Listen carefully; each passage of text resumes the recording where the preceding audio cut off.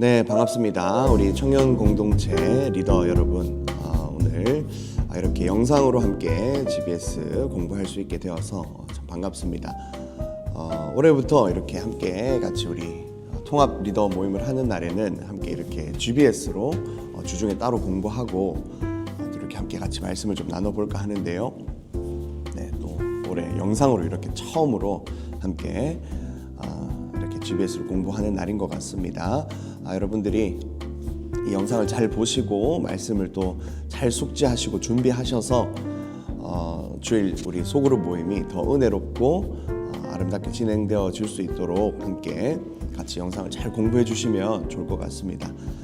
먼저 여러분들이 이 영상을 보시고요, 따로 공부를 하셔야 됩니다. 영상을 틀어 놓으시고 함께 여러분들이 성경 말씀 좀 읽으시면서 이 말씀이 어떤 말씀인지 먼저 여러분의 것으로 이렇게 체득하시고 그 다음에 이제 소그룹에 가셔서 우리 성경 공부를 함께 진행해 주시고 GBS 인도해 주시면 더 좋을 것 같습니다. 자, 그러면 함께 말씀 나눠 보도록 하겠습니다. 자, 오늘 우리는 이제 누가복음의 말씀 계속 나누고 있는데요. 누가복음 5장 27절에서 39절까지의 말씀으로 새 포도주는 새 부대라는 제목으로 함께 같이 말씀을 좀 나눠 볼까 합니다. 자, 오늘 우리 본문의 말씀에는 다른 두 가지의 스토리가 함께 등장하고 있습니다. 그런데 이렇게 여러분 성경 본문을 좀 읽어 보시면 아시겠지만 이야기가 나눠지는 구간에는 앞쪽에 이렇게 동그라미 표시가 있습니다. 문단이 나눠지고 이야기의 주제가 달라진다는 뜻이죠. 그런데 오늘 성경에는 보면 이 두 가지 스토리, 예수님께서 마태를 부르시는 이야기, 그리고 새 포도주는 새 부대에 담아야 된다라는 이 두 가지 이야기 사이에는 동그라미가 없어요. 그러니까 이 이야기는 사실상 하나의 스토리다, 하나의 이야기다라는 것을 보여주고 있습니다. 서로 다른 것 같은, 전혀 연관 없는 것 같은 이 두 가지 이야기가 어떤 의미에서 하나의 스토리로 엮어지는지, 그리고 이 성경의 기자였던 누가는 어떤 마음으로 이 두 가지 이야기를 함께 붙여 놓았는지 함께 말씀을 좀 같이 살펴보도록 하겠습니다. 자, 먼저 우리 1번 문제 한번 보도록 하겠습니다. 자, 예수님은 세리 레위의 집에 들어가서 죄인들과 함께 먹고 마십니다. 27절에서 32절까지의 말씀이죠. 자, 먼저 첫 번째 스토리는 뭐냐면 예수님께서 레위라고 하는 마태를 부르시는 내용입니다. 자, 이 레위는 마태의 원래 이름입니다. 이 레위라고 하는 이름은 히브리식 이름입니다.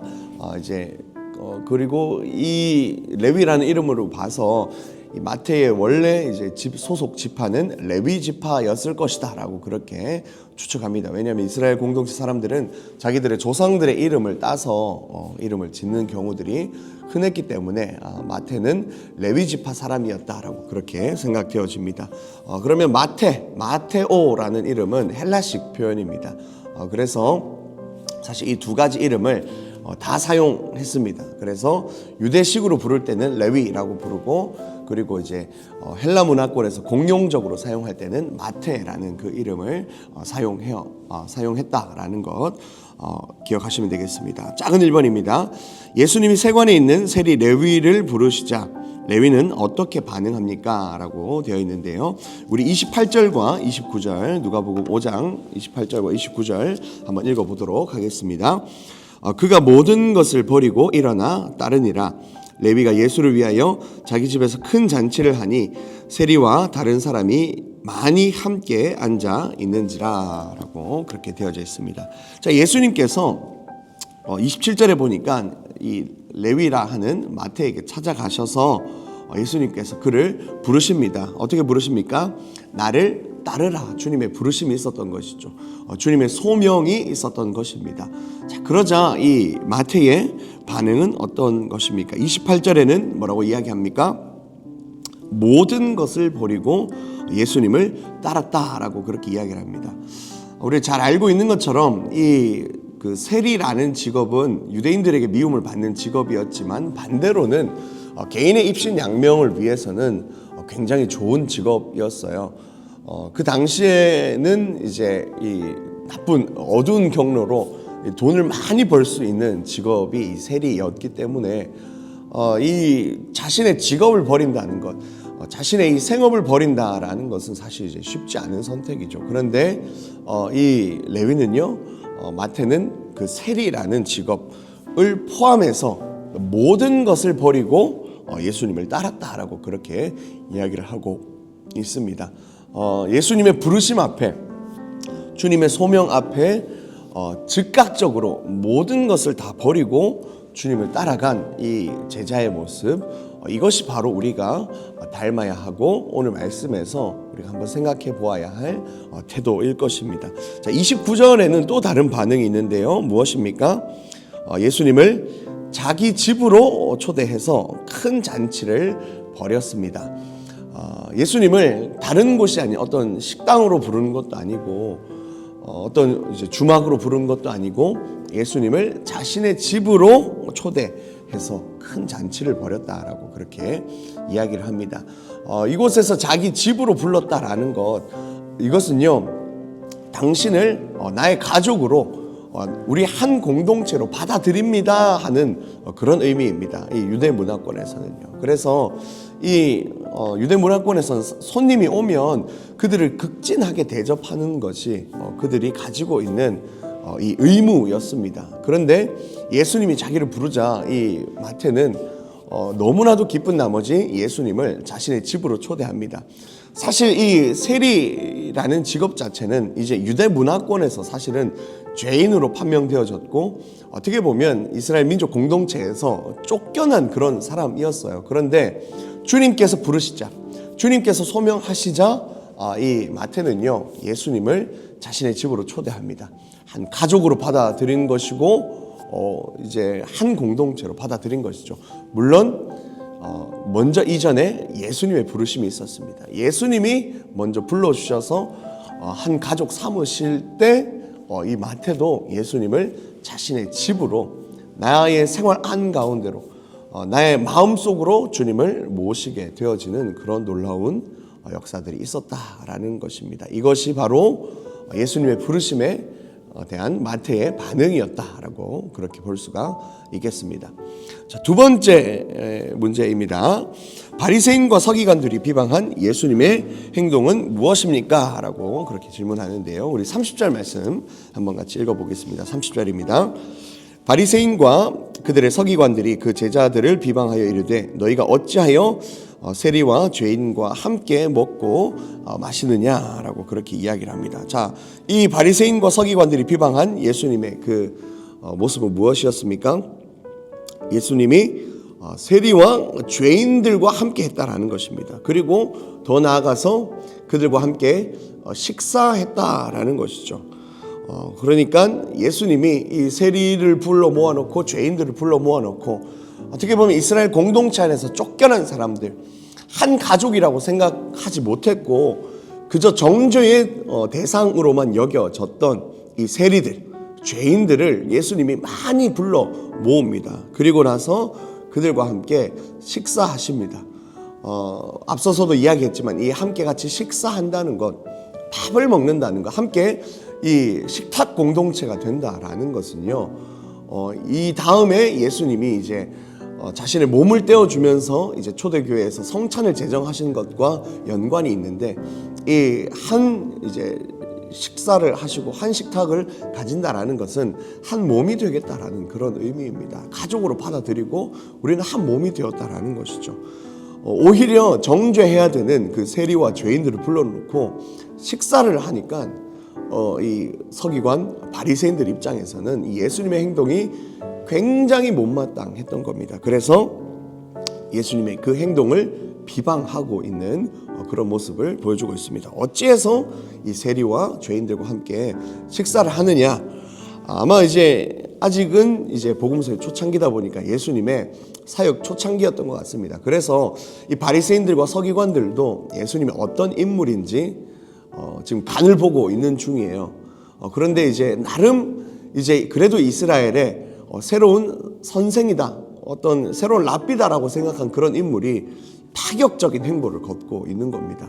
죄인들과 함께 식사를 하는 것, 세리들의 집에 들어가는 것, 이것은 그들로서는 용납이 되지 않는 그런 일이었다라는 겁니다. 하지만 주님은 그곳에 가셨습니다. 자, 그리고 나서 주님은 그들의 비방에 대해서 이렇게 대답하고 있습니다. 3번 문제입니다. 자, 바리새인과 서기관의 비방에 대해 예수님은 어떻게 답하십니까? 31절과 32절인데요. 같이 한번 읽어보겠습니다. 시작. 예수께서 대답하여 이르시되 건강한 자에게는 의사가 쓸데없고 병든 자에게라야 쓸데있나니 내가 의인을 부르러 온 것이 아니요 죄인을 불러 회개시키러 왔노라 라고 그렇게 이야기를 합니다. 자, 뭐라고 이야기합니까? 건강한 자가 아닌 병든 자에게 의사가 필요하다라고 그렇게 이야기를 합니다. 예수님이 오신 목적이 분명하다라는 것이죠. 건강한 사람들, 원래 그냥 공동체 안에 속해서 함께 같이 기쁨을 누리고 있었던 그 사람들이 첫 번째 목적이 아니라 예수님의 진짜 목적은 공동체에서 소외되었었던 자들, 죄인으로 정죄되었었던 자들, 그리고 그들의 영혼이 병들어서 죽음을 향해 달려가고 있었던 그 사람들에게 내가 의사로 왔다라는 겁니다. 그들을 고치기 위해서 주님이 오셨다라는 것이죠. 그래서 예수님은 의인이 아닌 죄인을 불러 회개시키러 왔다. 나는 의사, 영적인 의사고 생명을 살리기 위해 왔다. 그들의 죄를 회개시키러 이곳 가운데 왔다라는 것입니다. 그렇기 때문에 나는 의사이기 때문에 이 병자들 한 가운데로 들어가는 것이 마땅하다라는 것이죠. 의사가 이 환자를 뭔가 더럽다고 지저분하다고 멀리하는 경우 그것은 의사로서의 태도가 실격이겠죠. 예수님도 마찬가지입니다. 예수님도 죄인들 우리를 구원하시기 위해 우리 한 가운데로 오셨습니다. 뿐만 아니라 예수님은 우리와 같은 모습으로 우리 속에 들어오셔서 우리에게 구원의 길을 열어주시고 하나님께로 갈 수 있는 참된 의사가 되셨다라는 것입니다. 그래서 예수님은 병든 자에게 의원이 필요하다, 의사가 필요하고 나는 그들을 회개시키러 왔다라는 것이 예수님을 비방하는 그들에 대한 예수님의 답변이었습니다. 자, 여기까지 보시면서 나눔 1번과 2번 문제 한번 먼저 보도록 하겠습니다. 나눔 1번입니다. 세리 레위는 예수님의 부름에 지체하지 않고 즉각적으로 반응하였습니다. 그가 가진 모든 걸 내려놓고 예수님을 쫓았고 자기 집을 개방하여 예수님을 환대했습니다. 나는 예수님의 부름에 어떻게 반응하고 있습니까? 즉각적으로 반응하고 있지 못한 부분은 있는지, 또 어떻게 우리가 반응해야 할지 서로 나눠봅시다 라고 그렇게 이야기를 합니다. 여러분들이 먼저 영상을 잠깐 멈춰 놓고요, 이 나눔 1번에 대한 질문에 한번 답을 달아보십시오. 나의 말로, 나의 언어로 한번 잘 정리하고 내가 먼저 답변하고 난 다음에 우리 소그룹 지체들에게 함께 같이 말씀을 이렇게 질문들을 인도해 보시면 좋을 것 같습니다. 나눔 2번입니다. 예수님은 죄인을 정죄하고 심판하기 위해서가 아니라 죄인에게까지 복음을 전하기 위해 오셨습니다. 혹시 나는 정죄하며 미워하고 가까이 하기를 주저하는 사람이 있습니까? 나는 어떻게 그들을 포용하고 받아들일 수 있을지 이야기해 봅시다. 우리도 모르게 누군가를 정죄하고 미워하고 또한 멀리 했었던 그런 사람들이 있었다면 그것은 예수님이 보여주셨던 모습과는 아마 이제 조금 다른 그런 모습일 겁니다. 혹시 우리의 삶에 내 마음에 그렇게 정죄하고 미워했었던 사람, 멀리 했었던 사람들이 있었다면 우리가 왜 그렇게 해왔었는지, 그것이 단순히 그들의 모습 때문인지 아니면 용납하지 못하는 나의 태도 때문인지, 나의 마음 때문인지 한번 곰곰이 한번 생각해 보십시다. 그리고 그것들을 한번 적어 보십시다. 나는 이런 포용하지 못하는 마음, 이런 용납하지 못하는 마음이 저에게 있었군요. 저는 예수님이 그렇게 하셨던 것처럼 제가 하지 못했군요. 이런 우리의 연약함들이 생각날 것입니다. 한번 적어 보시고 그런 마음들을 한번 소그룹에 나누어 보시면서 이제 어떻게 그것들을 해결할 수 있을지를 고민해 보면 좋을 것 같아요. 그냥 제가 이렇습니다 하고 죄를 나누는 것에서 끝나면 사실 이제 그 다음 단계로 가기가 굉장히 힘들어요. 그래서 나에게 이런 연약함이 있는데 어떻게 그 마음들을 내려놓을 것인지 해결할 것인지를 한번 좀 고민해보고 그것들을 나누는 것이 더 풍성한 우리 소그룹 나눔 시간들이 되어지게 될 것 같습니다. 자, 2번 문제 한번 보도록 하겠습니다. 자, 새 포도주는 새 부대에 담아야 합니다 라고 그렇게 이야기를 합니다. 예수님의 제자들이 금식하지 않아도 되는 이유는 무엇입니까? 자, 두 번째 스토리인데요. 새 포도주는 새 부대에 담아야 한다라는 이야기입니다. 자, 33절과 34절입니다. 자, 그들이 예수께 말하되 요한의 제자는 자주 금식하며 기도하고 바리새인의 제자들도 또한 그리하되 당신의 제자들은 먹고 마시나이다. 예수께서 그들에게 이르되 혼인집 손님들이 신랑과 함께 있을 때에 너희가 그 손님으로 금식하게 할 수 있느냐라고 그렇게 이야기를 합니다. 자, 바리새인들이 예수님에 대해서 당신들은 왜 죄인과 함께 합니까? 라고 질문하자 예수님은 내가 그들을 회개시키러 왔기 때문에 그들과 함께 한다라고 이야기를 합니다. 그러니까 이제 이 바리새인들이 제자들에 관해서 이제 또 트집을 잡기 시작하는 거죠. 세례 요한의 제자는 자주 금식합니다. 그리고 바리새인들의 제자들도 그렇습니다. 왜 다른 사람들은 다 이 금식이라고 하는 이 율법적 요구를 열심히 지키고 있는데 당신의 제자들은 왜 금식하지 않습니까? 라고 예수님께 그렇게 질문하고 있습니다. 자, 이 금식이라고 하는 것은요, 이제 자신의 열심으로 물론 이제 건강한 금식을 제외하고 지금 당시에 이 사람들이 하고 있었던 금식입니다. 이 사람들은 내가 금식을 함으로써 이만큼 열심히 율법의 요구를 채웠기 때문에 나는 하나님 앞에 의인이다 라고 그렇게 인정받으려고 했습니다. 원래 금식은요, 하나님 앞에 정말 간절하게 매달릴 때에 우리의 육신의 일을 잠깐 끊어놓는다는 의미로, 내 육을 죽인다는 의미로 하는 것이 금식이에요. 그런데 당시에 이 사람들은 그러지 않았습니다. 내가 이만큼 했기 때문에 더 신령한 사람이다, 더 영적인 사람이다, 나는 율법의 요구를 준수한 사람이다라는 것을 드러내기 위해서 금식했다라는 것이죠. 그래서 예수님은 지금 이 바리새인들에게 그렇게 이야기를 합니다. 자, 무엇이냐면, 자, 혼인집 손님들이 신랑과 함께 있을 때는 금식하지 않고 잔치집에서는 풍성하게 먹고 마신다라는 것입니다. 그러니까 지금 예수님께서 오셨기 때문에, 신랑 되신 예수님께서 지금 함께 계시기 때문에 이제 이 금식이라고 하는 지금 이 일이 예수님 계실 당시에는 필요가 없다라는 것이죠. 오히려 예수님께 나와서 먹고 마시고 기쁨을 누리는 것이 더 중요하다라고 그렇게 이야기를 합니다. 자, 이 사람들은요, 지금 계속해서 바리새인들과 서기관들은 금식이라는 율법의 요구를 완성해서 나의 의를 쌓아서 구원받는 것을 목표로 삼았고 그들의 삶의 방향으로 정했습니다. 그런데 예수님은 이제 다르게 말씀하시는 거죠. 율법의 완성이신 예수님께서, 신랑 되신 예수님께서 오셨다라는 겁니다. 그래서 이제는 우리의 열심으로 의를 이루는 것이 아니라 신랑 되시는 예수님과 함께 있으면 우리의 모든 의가 완성되어진다라는 거죠. 예수님의 의가 나에게 오게 되어서 예수님과 연합하게 되어서 우리는 의를 누릴 수 있기 때문에 더 이상 금식할 필요가 없다라는 겁니다. 그래서 과거에 있었던 너의 그 생각들, 어떤 열심으로 율법의 요구로 의를 쌓으려고 하는 것 이제 버려라 라고 그렇게 이야기를 합니다.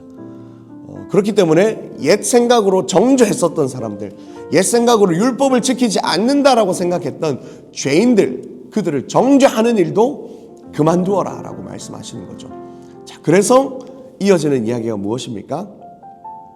그렇죠. 새 포도주는 새 부대에 담아라 라는 겁니다.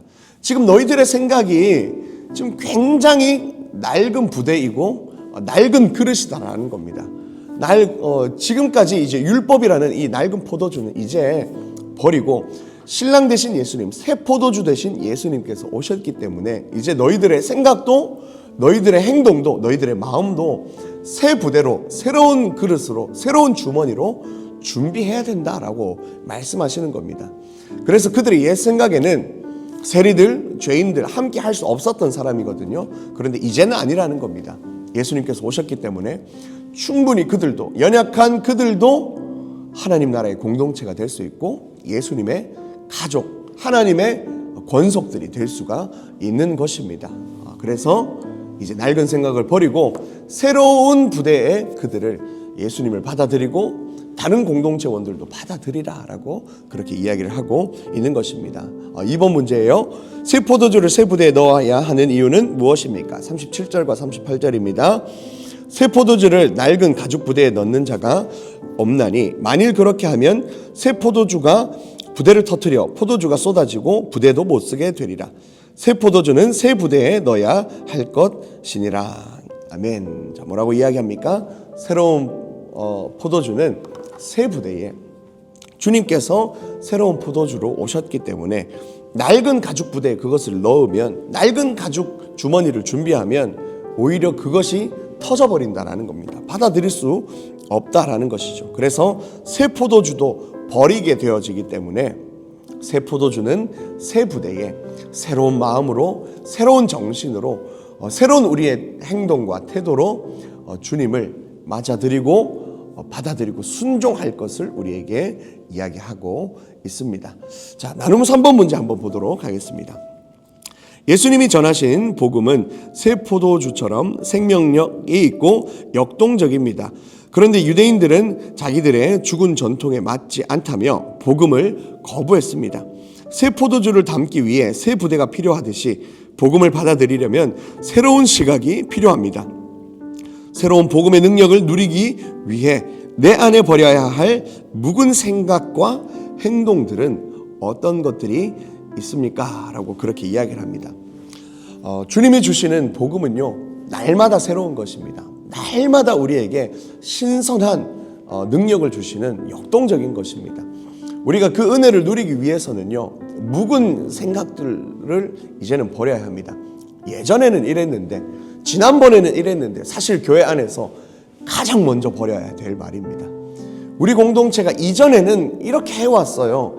여러분, 그것이 더 이상 의미가 없다라는 거예요. 복음은 날마다 새로운 것이기 때문에 우리가 새로운 하나님의 은혜를 갈구하면서 새로운 것들을 시도하고 새로운 마음으로 주님을 받아들이고 말씀을 받아들이고 공동체의 다른 지체들을 받아들이는 행동과 태도와 자세들이 우리의 삶에 필요하다라는 것입니다. 혹시 그렇지 못한 우리의 삶의 모습들은 없었는지 우리 자신을 돌아보면서 우리 나눔 3번 문제도 함께 나누어 보도록 하겠습니다. 자, 오늘 이렇게 해서요, 우리 2월 마지막 주차 우리 GBS 말씀을 함께 공부하고 나눠 봤는데요. 여러분들 함께 같이 말씀을 잘 준비하셔서 우리 토요일 리더 예배 오기 전에 함께 이 말씀을 개인적으로 또 다 묵상하시고 우리 함께 토요 리더 모임 드리시고 주일 또 예배와 우리 소그룹 GBS 잘 준비하셔서 더 풍성하고 은혜가 넘치는 그런 소그룹 모임들 주일이 되었으면 좋겠습니다. 우리 남은 주일 주말 잘 보내시고요. 우리 주일날 그리고 토요일 리더 예배 때 만나도록 하겠습니다. 수고하셨습니다.